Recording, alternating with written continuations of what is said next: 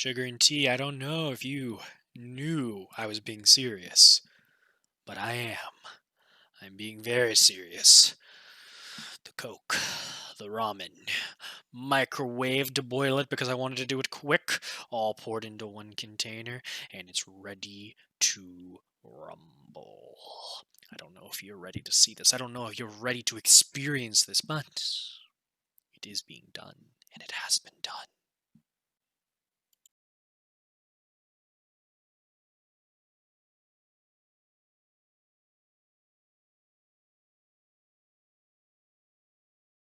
So here we are. It smells horrible. It smells sweet and salty.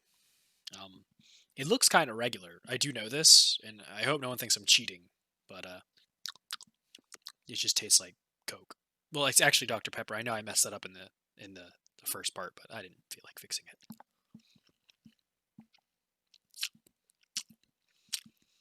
So, in all honesty, I didn't add the flavor packet.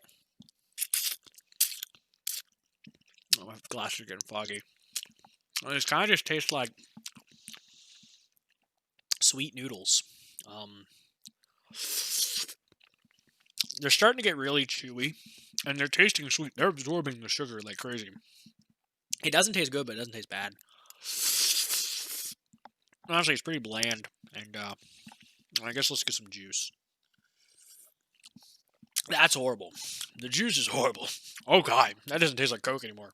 Oh, Dr Pepper again. I'm sorry, I'm messing it up. I'm a failure. Ugh, that was horrible. Um, I'm not gonna finish that.